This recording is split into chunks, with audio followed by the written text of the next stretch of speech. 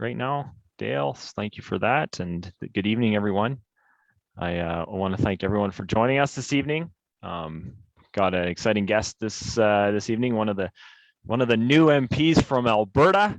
Our Saskatchewan colleagues, they sometimes rub it in our nose a little bit, in that Saskatchewan voted entirely conservative members of parliament in, and in Alberta we still have one seat that Conservatives don't hold in Edmonton Strathcona. But the Mr. Cummings, who's joining us this evening, he was one that took away a Liberal seat from in Alberta here, and so it's my pleasure to welcome James Cummings to Northern Alberta, to Peace River Westlock, the riding of, or as I like to call it, the Promised Land. So welcome, James. Great, thanks for having me, Arnold. And too bad we can't be doing this face to face with the members of your community, but I guess this is the next best thing for now. Oh, for sure. So you got elected in 2019, but you ran in 2015. I remember that. I'm pretty sure I met you in that drill bit manufacturing facility with the nice blue walls, and Stephen Harper came to town and we had a big rally there at that oil field drill bit company. Do you remember that? Yeah, absolutely. I do remember it. And, it's a great kickoff event. And when I ran in 15, came close, lost by just over 1,000 votes. Got caught up in a little bit of the urban center, probably looking for a change.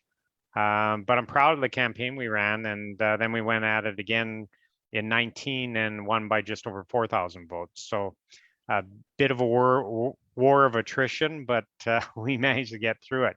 And that event, I still remember it because I thought Stephen put on a heck of a show, and it was good to be there.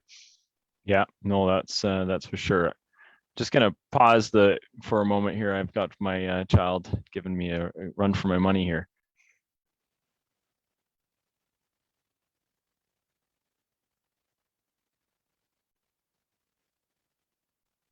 One of the pleasures of doing the Zoom meetings from home here, I get company helping me out. So, yeah, that was quite an event. I remember that, and but I'm glad you persevered and became the member of parliament for Edmonton Centre. It was a big deal for all of us winning those extra seats. Yeah, we picked up 20. I think it was 21 seats in the last election. But we got a host of I think it was almost 40 new members of parliament, because some had retired before. So it's been exciting to meet all the new folks and bring them on, give them a tour of Northern Alberta, so to speak. So I don't know if you know this, James, that Northern Alberta is the honey capital of Canada.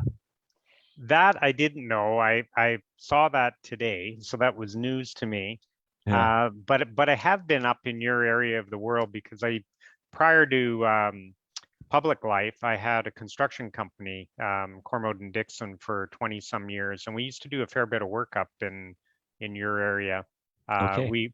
We did a lot of downstream marketing facilities for oil and gas companies, and we were up in your neck of the woods doing some construction from time to time. Yeah, well, I always say we up in Northern Alberta, we do three things: forestry, farming, and fracking, or the 3 F's, as I like to call them. So if you're engaged in one of those, you likely ended up in Northern Alberta somewhere along the line. So yeah, you also sat on the board of NATE. I read on your bio. That's pretty cool. How long did you do that for? Yeah, it was a great gig. I'm a graduate of NATE, so I graduated in construction engineering, and that's how I got my start into the private sector. It gives you a great practical applied education, and I worked for a year with a large construction company, and then I was able to buy into a company at 21, and I credit NATE to a lot of that. Gave me a really good applied education, good grounding. And so then when I had the opportunity to get onto the board, I said, absolutely, all day.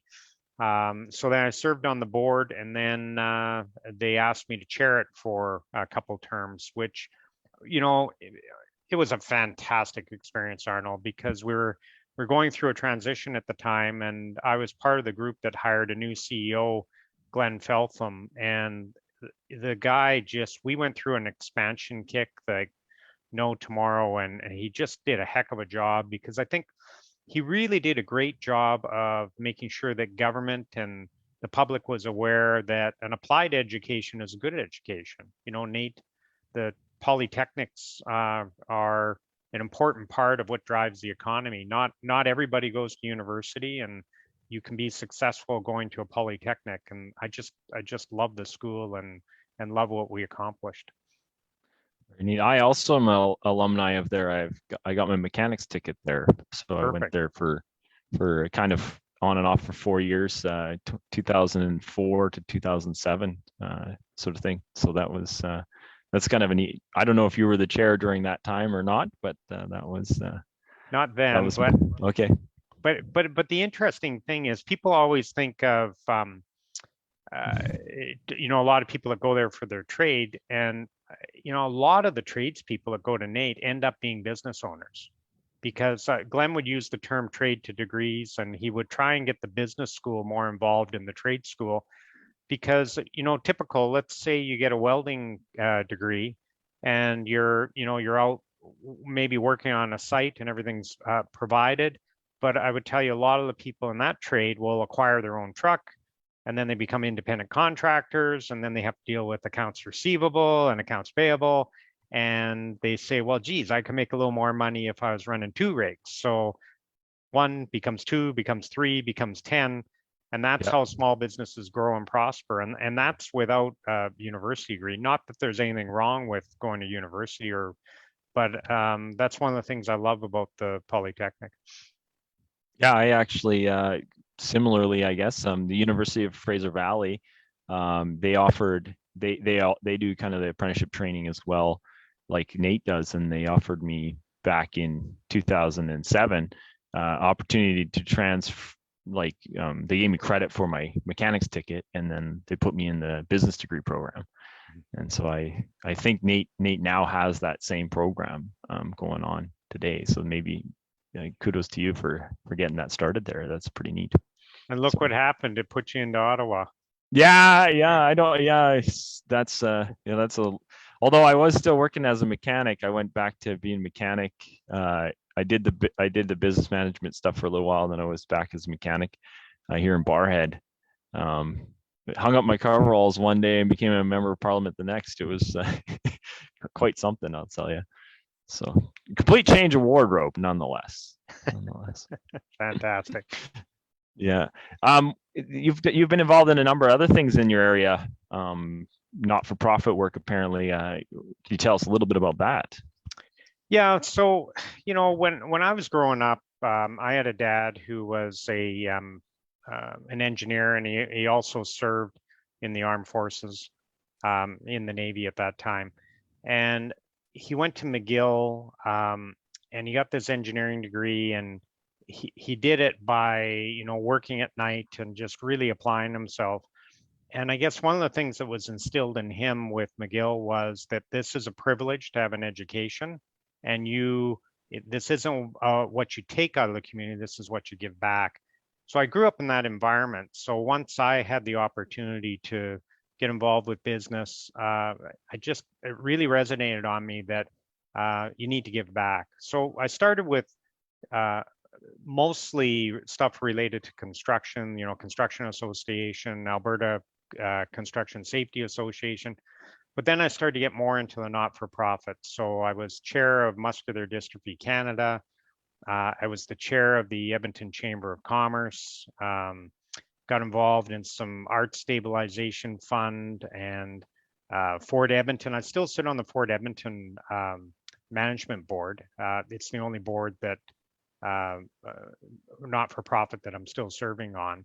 So, I was just that, Arnold, feeling like you got to give back, and I love doing it because you can really make a difference. Muscular dystrophy, when I joined the board, they were headed towards bankruptcy. They didn't tell me that when they asked me to join, but we were able to turn it around, and and it's still a viable charity today. So pretty proud of some of the work and the great people that I've had to work with. The Fort Edmonton there is Fort Edmonton in your riding? So It's just on the edge, so okay, it's on the other side of the river, so it doesn't. It's in Matt Generou's riding. okay, But I served on the board that used to raise money for the fort, and then they created this. It's a city-owned facility, and then they created a management board to try and bring a little more private sector, a little more entrepreneurial spirit to it. And okay. so, yeah, served on that, and we just finished a $160 million expansion. Can't open because of COVID, but hopefully that'll change. I think we're shooting for July 1st for an opening. Okay. Okay. And your riding in terms of Alberta is probably as far away um, from mine as not in terms of like distance, but in terms of just priorities and things that are done there. I'm thinking the three F's, the forestry, farming, and fracking, aren't what go on in your riding there. So tell us a little bit about like what are some of the big issues that are at play in your area and the industries that are at play. Yeah, so it's a massive riding with the demographics are incredibly diverse. You know, you go from a housing standpoint, the people living in it, probably the richest of the rich to the poorest of the poor. So on one end of my riding, we've got significant issues with homelessness, with addictions, with mental health issues, and that would be in the downtown core, predominantly towards the 97th Street area. And then you have most of the downtown high rises are within my riding, both residential and the office. And then as you move out, you start to get into more of the single family dwellings. So you'll have people that are working in the trades, you'll have people that are working in the oil patch, you'll have lawyers, doctors, dentists, public service work, like it's everything, Arnold. It is enormous diversity. So I tell people, we put a survey out into the riding to say, what are the three things that I should concentrate on, like from a public policy standpoint, and what are the three things that I shouldn't concentrate on? And there was a complete contrast. So in one case, it was, pipelines, and then shouldn't concentrate on pipelines. So you get this very diverse group of people and diverse opinions. So that's sort of what you manage with, and you got to hear all voices. And you may not agree sometimes, and quite frankly, they don't often agree with me. But you've got to find that balance. I think the one thing that unites the entire riding is the idea that jobs and employment are good. Mm-hmm. So when in the rich part of the riding, I remember I had CPAC following me around. They said, geez, this is a really different riding, a difference of opinion. So, well, here's one thing that unites. The guys that are in that more affluent area, they want to grow and expand their business. So they're looking for opportunity. The people in the less affluent area, they want to, as individuals, grow, get a job, and be able to, look after their families. So Yep. they're somewhat connected, and they both have the same goal. They want economic growth. And Yep. but other than that, there is a big diversity on a whole raft of other issues. All right.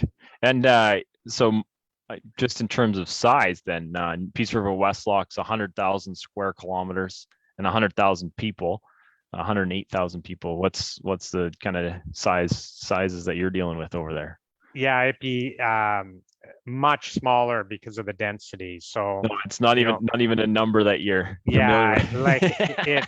So I can drive from one end of the riding to the other in probably 15 minutes Okay, yeah. in traffic. So it's just, it's so different to listen to an MP like you and think of that large landmass that you have to cover.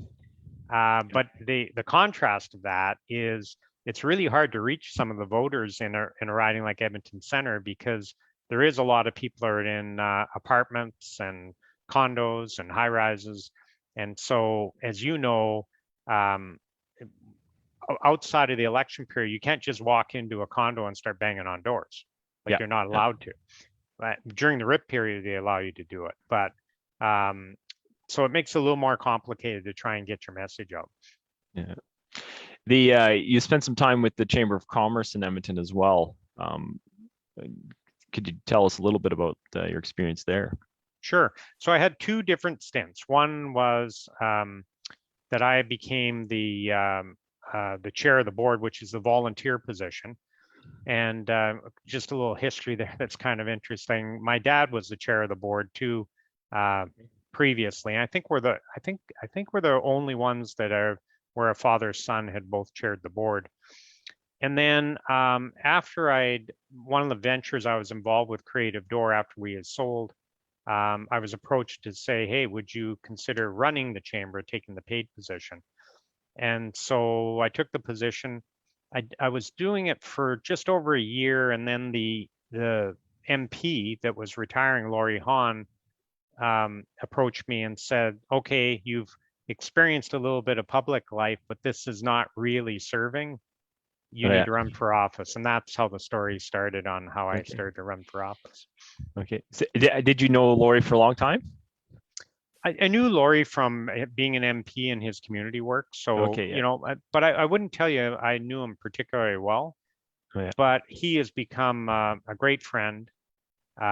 He knocked on so many doors for me. And he was known in Alberta as one of the most aggressive door knockers.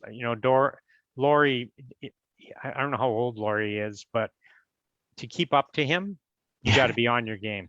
He moves. Yeah, to keep up to him on most things, I think you got to be Yeah. on your game. He's quite the character. I didn't know him before I got elected, but I've got to Yeah. hang out with him a few times. He's quite the character. There's no doubt about that. So Yeah, he's a great guy, and he's still active in the community. He sits on the police commission, sits on the Glenrose Foundation board. So you have to admire that. He served his country. He was a fighter pilot. So it's just yep. fantastic to see his commitment to his community. Yep. So you've got a shadow cabinet position or a shadow minister position, a unique one. Wondering if you can tell folks a little bit about that. Sure. It's actually what have we been at it now for a little over a year and a half or so. So this is position number 3. Okay. I was small business and export promotion, and then I was um, science, innovation, and industry. And now it's COVID-19 economic recovery. So really, it's a focus on what should public policy be once we get through this health crisis to try and make sure that we can see some substantive growth. Because I'm a big believer that without substantive growth, and particularly growth outside of Canada, so being able to sell what we produce, our wares to the world, we're going to have a hard time overcoming this massive debt that we've now taken on, not just because of COVID, but even prior to COVID, because as you would know, Arnold, we managed to tack on about another 100 billion in debt pre-COVID. And now with COVID, we're tacking on, depending what year you want to take, 400 or 500 billion. So we're around 1.3 trillion in debt. And I suspect by when all is said and done, it's going to be significantly higher than that. Yeah, no, that's a big challenge. And the other issue is the printing of money. Folks have been noticing at the hardware store and the grocery store how our money just doesn't buy as much as it used to. Yeah, and you're seeing now, inflation is starting to spike up. So I'm sure the people in Peace River in your area are noticing, everything's going up in price. So lumber is the one I hear the most about, but it's other things like the commodities are up, ag is up, any kind of your food is up. And a lot of that has to do with supply chain, with transportation costs, and everybody trying to produce things when things are coming in from offshore. Container cost is up, or the transportation cost with containers. I'm hearing from all kinds of industry that they've got huge supply chain issues. And then the container thing is interesting. Oh, it's nuts. And layer on top of that, this craziness of the current government on continuing to throw more taxes onto industry with this false belief that if you hit me with a fuel tax, with more CPP, more UI, just more input costs, oh, they'll just absorb it in their margin.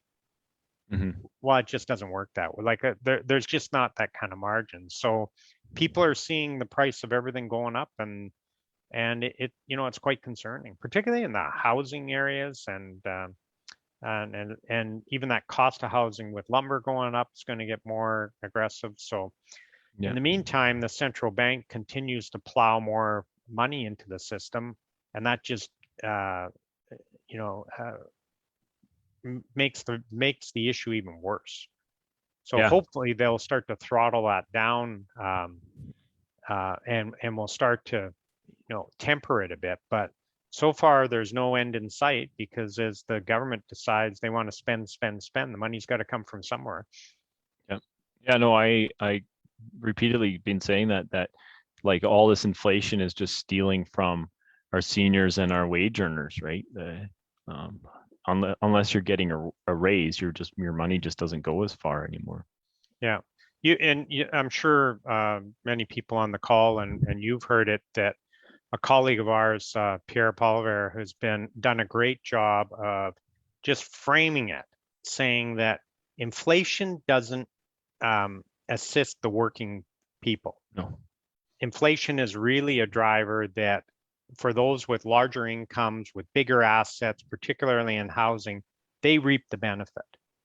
Massive inflation doesn't help someone trying to buy their first home. It's actually a huge deterrent. And so that's a big concern. When you start printing money and you start to try and stimulate the economy by turning the printing press on, you run the risk that you make life more unaffordable for those people that you purport to try and help. Yeah, and the seniors as well. When you've saved up all your cash for your whole life, and now suddenly your cash is worthless. You basically just robbing them of their purchasing power. Yeah, and I talked about that today, because the seniors are often saying, we should see an increase in old age security, or the Liberals came up with I think the $500 for, COVID to help out. But no one ever talks about, well, what are we doing to try to lower the cost? Like, it's easy to start talking about throwing money and trying to help. And that's not to say that the seniors don't deserve more. They built this country. But I'd love us to be able to say, well, can we reduce the burden through reducing some of the costs too? And it's really about what ends up in your pocket. I think this government, particularly, can you pay your rent, right? Like that's at the end of the day, that's the big, like, can you pay your rent? Can you pay your heat bill? Can you pay for groceries? That's what this is all about. It's the dollar number of that is kind of a reflection of those expenses. And inflation makes the one side go up and the other side go down, essentially. So that's a real challenge. Exactly. So budget, we haven't had a budget in over 2 years. So now here we are, only confirmed some of the things that we suspected, $1.3 trillion in debt and massive deficits. But any other comments you got around that? Well, first was my shock as a new member of parliament that, I thought when the government went in place that the first thing you would do is provide a budget. I thought that's how government works. I know from my life, that's how business works. You don't do anything without, doing some analysis on what your revenue looks like and what your expenses are. So now that we waited for 2 years, we receive a 700 and some page document with spending sprinkled all over the place. And it's not to say that some of it shouldn't have been done, because there are sectors, when the government shut them down, you've hurt people's livelihood. Like you've basically screwed them out of an income. And so there's some things that had to be done. And as you know, we voted in favor of many of those things particularly after they made some adjustments to make them a little more applied and with better outcomes. But the bigger concern is the raft of other miscellaneous spending and infrastructure spending that doesn't seem to be directed towards productivity or creating assets that you'll get some long-term benefit for, or you'll create revenue from. There's a lot of things that are short-term, just, may help with construction, may help with a few jobs here and there short-term, but they don't improve our productivity, they don't improve our competitiveness. And that's my big concern, is that Canada has been declining when it comes to competitiveness. We've been declining when it comes to innovation, and we were declining before COVID. Yeah. So surely you would think that if you're going to start to spend money, at least produce an asset that might help generate some revenue. But that's not what I saw in this budget. And lastly, but probably most importantly for Alberta, completely ignored the natural resource sector. And I don't just mean oil and gas, but there's virtually no mention of mining. There's virtually no mention of forestry. There's virtually no mention of ag.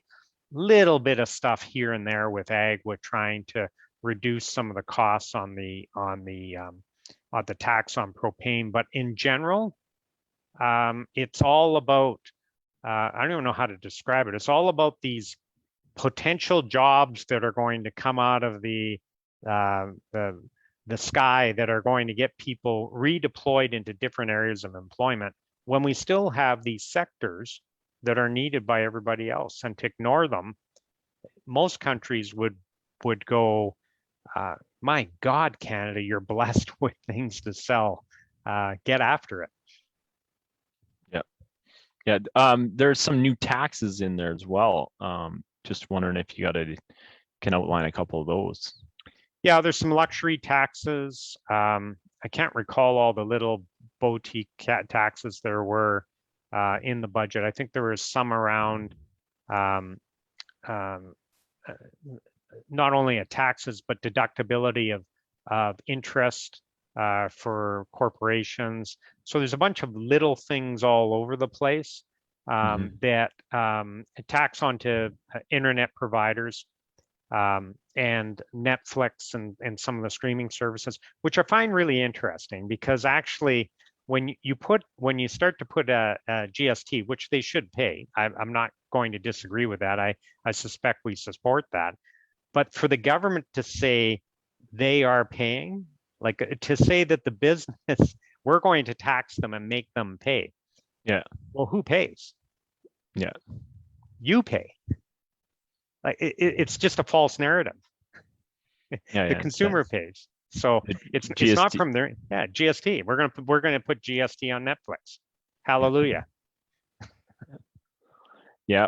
Yeah, no, that's the luxury tax is I was a bit concerning around like pickup trucks.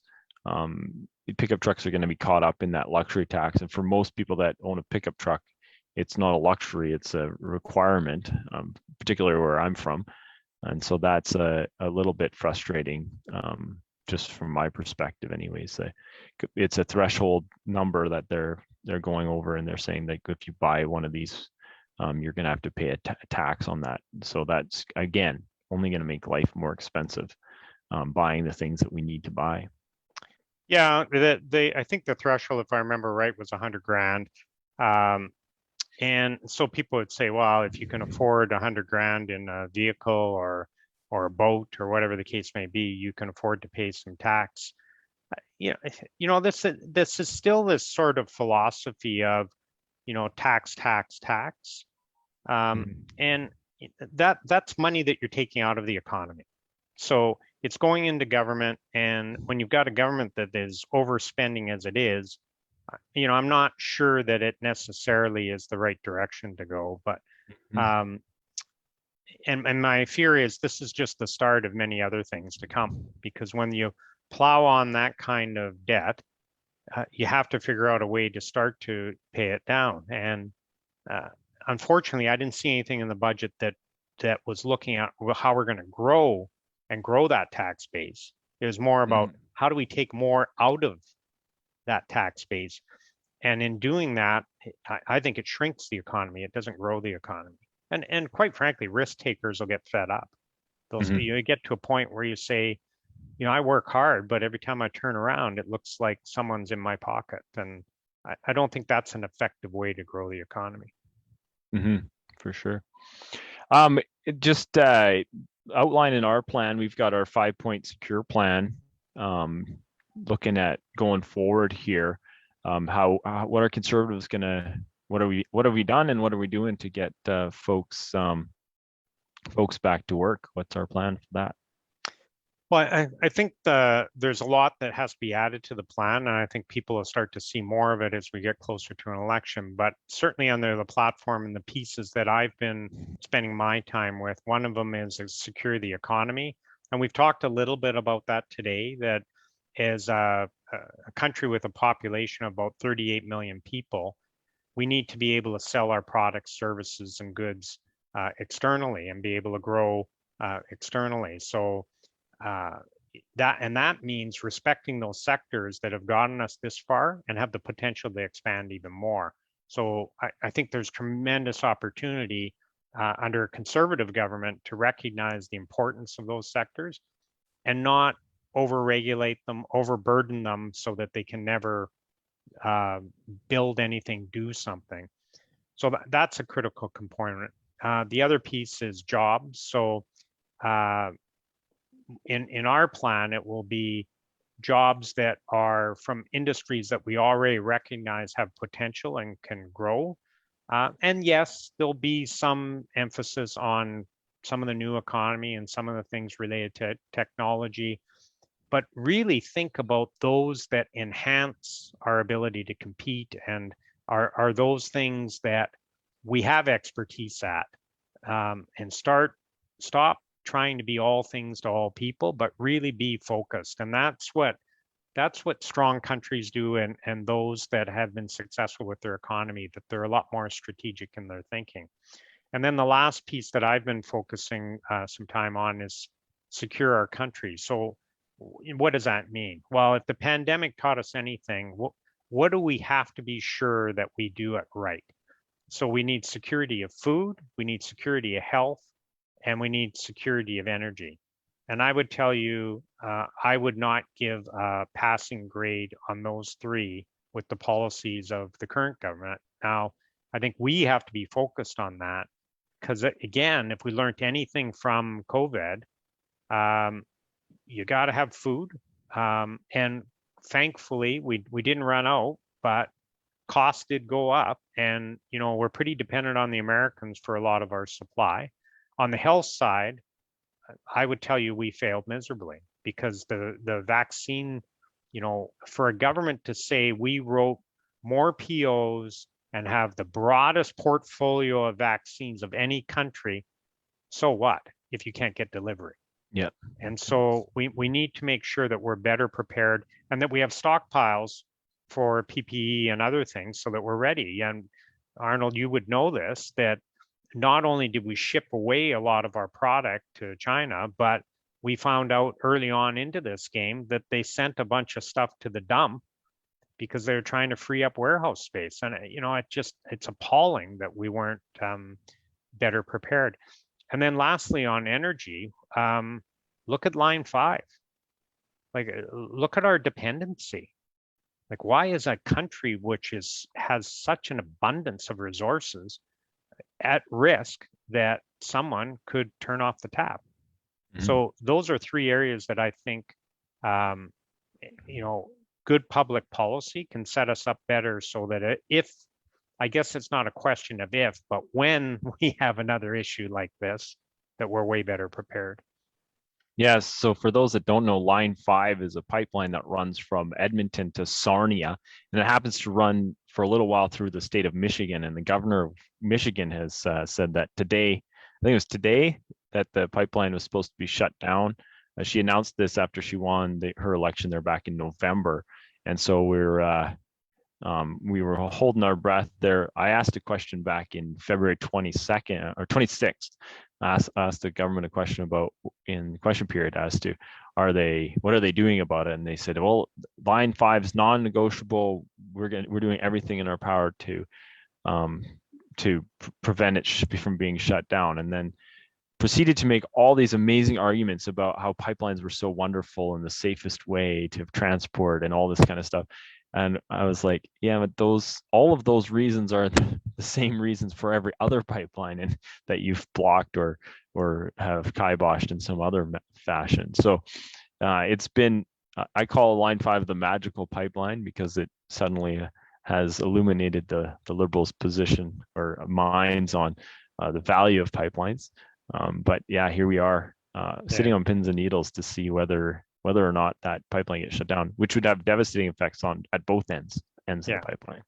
Yeah, I gave a speech similar recently where, or I think I asked a question in the House, but I gave a speech on it as well, saying, where have you guys been for 6 years? You've been in power.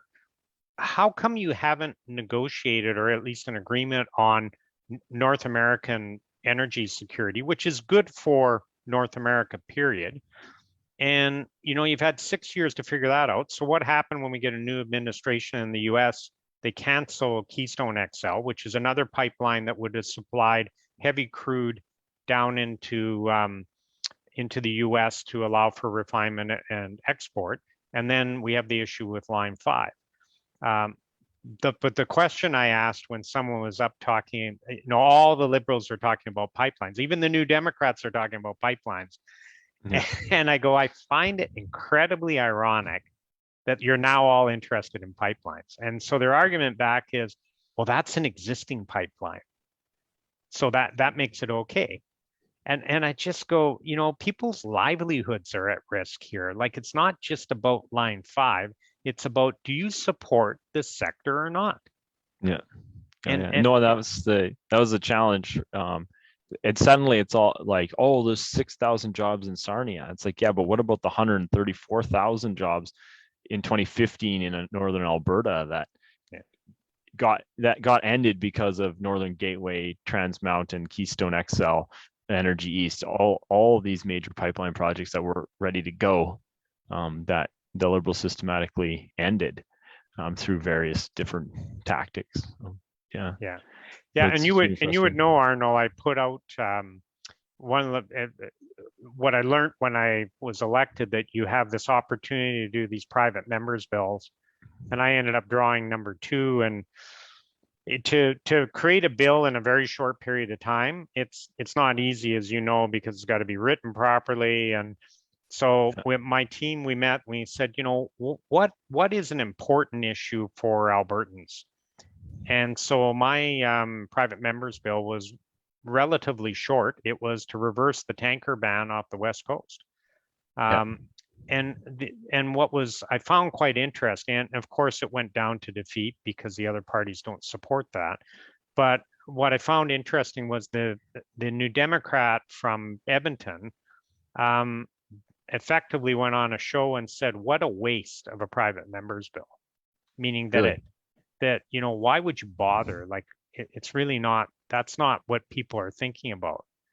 And I thought, well, maybe not in your little piece of the world, but the 100 and some thousand people that lost their jobs think about it. And that's why I thought it was important.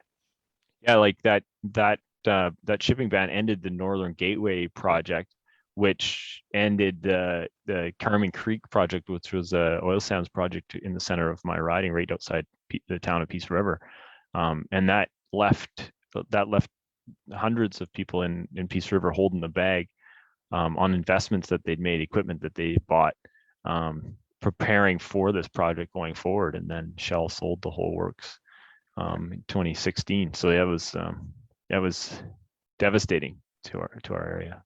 That for sure. One of the big items, flashy items that the Liberals put in their budget is childcare or daycare, government-run daycare. Something that I'm sure will never make it to northern Alberta. Probably be something that they roll out in the cities, but won't make it past city limits. But either way, do you want to have a bit of a talk about that?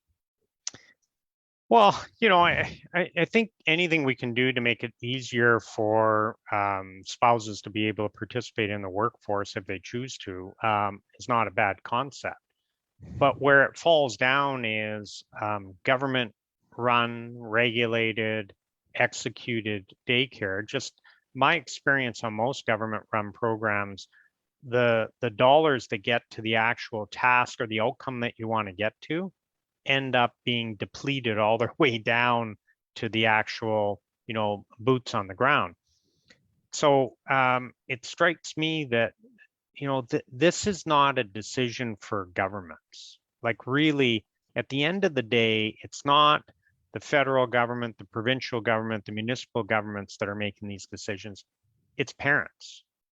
And Mhm. really that decision on where their daycare is or how they decide to execute with their daycare should be their decision.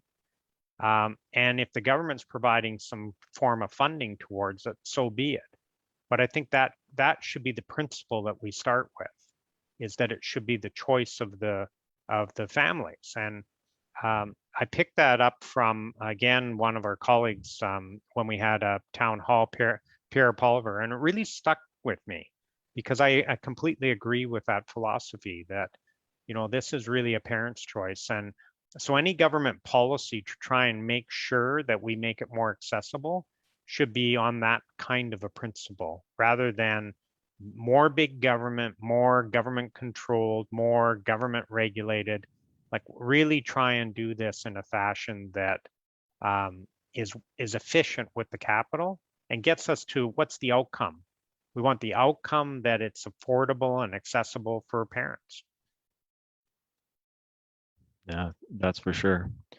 One of the things I was telling you about earlier, and for folks, one of my favorite topics is the topic of honey, and the fact that Northern Alberta is produces about Alberta, anyways, is like the fifth largest jurisdiction of honey producers in the world, and it's something that a lot of folks don't realize is that not only we produce oil here and we're known for that, but we also produce the vast majority of, or the vast majority, about half the honey in Canada comes out of Alberta, which is pretty exciting.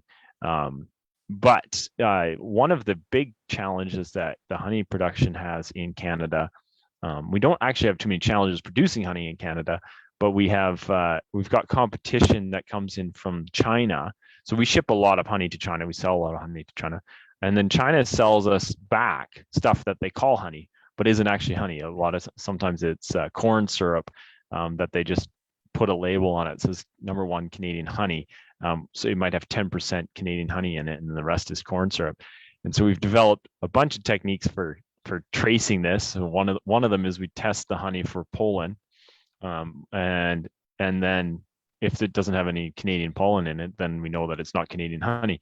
So then the Chinese bought Canadian pollen and just started dumping Canadian pollen into their corn syrup, and then so that they would meet that test. So we've had to find other ways of testing their honey, but it just goes to show all of the things that the Chinese will do to to get into our country essentially. So I know that part of our plan for like the Secure Canada, Secure Our Future plan is tackling some of these things that are coming from China, whether it be our their fake honey, if it is that, but also just some of the things that they bring in that are competing with our products that have no environmental standards whatsoever in comparison to Canada. So just wondering if you can talk about that a little bit.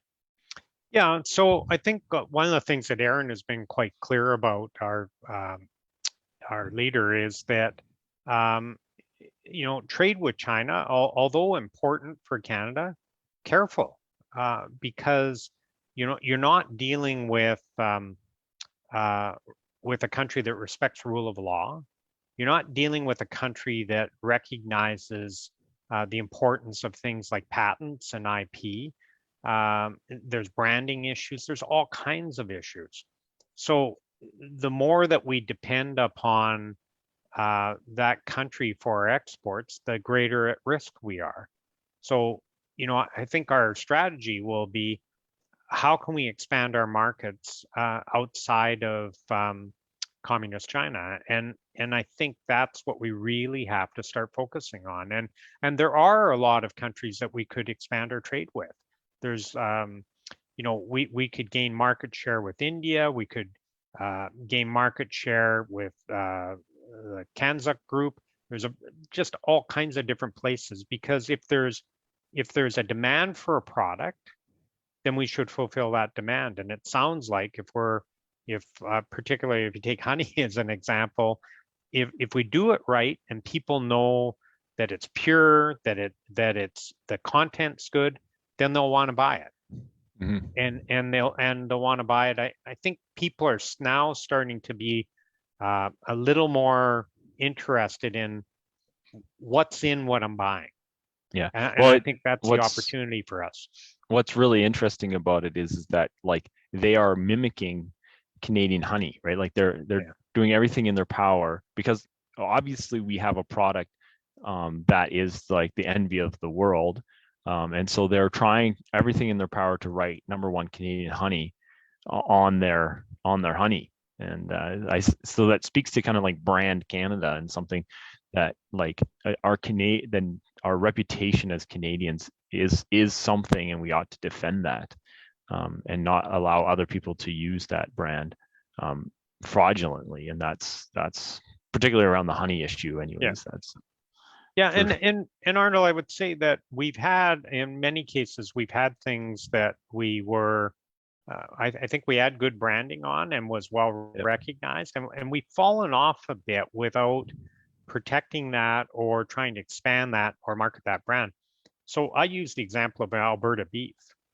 Oh So yeah. you would go into a restaurant in the US and say, oh, we bring in Alberta beef.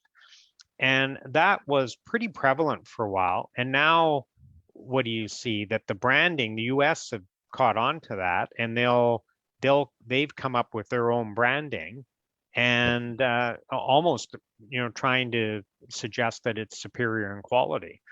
And when we have something that works, we should really try and make sure that we keep our market share and protect that brand. For sure. Well, James, I really appreciate you coming on this evening. We've got maybe Aiden, Dale. I don't know if you can open up Aiden's microphone there. If Aiden has any questions, love to hear from you, Aiden. Hey, Aiden, how are you doing tonight? Very good. How about yourself? It's been a while. It's been a while for sure. So, Well, actually, I guess I do have a question. Well, what's both of your guys' plans to hold the Liberals to account with the budget? with the budget, well, I'm going to vote against the budget. James? Oh, you'd be shocked. I'm going to vote against the budget. But we are, and actually I see in the chat line, they're saying, someone says lots of talk and no action. And so from conservatives, and when you're on the outside, and I was on the outside and watching, geez, how come you can't get anything done? I think people have to recognize we are in opposition. So we don't control the day. And we oppose where we need to oppose, but we have offered constructive alternatives on a whole raft of issues that have come up with the Liberals. And I can think of the CEBA loan program, the way they administered the queues was a mess. So we made lots of constructive alternatives. Some they accepted, some they didn't. But at the end of the day, we're in opposition. And the reality is the way Canadian Parliament works is if the government, and in this case, a minority parliament, if they can drag along one of the other parties, they're going to get through what they get through. So it's not from lack of effort. I'm actually amazed with, the effort that my colleagues put in and we all put in to, demand better. Unfortunately for the people up in your area, that I'm not sure the media picks up much of it. To me, it's completely frustrating because I'll hear from people, why aren't you standing up for Alberta? And I don't know, Arnold, someone did how many times we've stood up, and on the percentage, it was like everybody's standing up, and it's just not recognized. So if I sound frustrated, I am. Yeah. Well, I guess one of the other things is just around the only way the opposition in a minority parliament, the opposition gets things done is when we work with the other parties. So we need to get all the opposition parties working together. So the Greens, the NDP, the Bloc, and the Conservatives in order to get things passed. And so that ends up not necessarily the things that we do get passed in the face of the Liberals are things that all of those parties are united on. So interestingly, though, we did recently, our colleague from Brandon Souris, Larry McGuire, he actually got a bill passed that would make it so that farmers and farm families, when they're transferring their farm from them to their children, the tax burden would be the same as if they were transferring the farm from just selling it to a stranger. And so that was a kind of a big win, where the Liberals voted one way and all the opposition parties voted the other way. So that's a really neat one.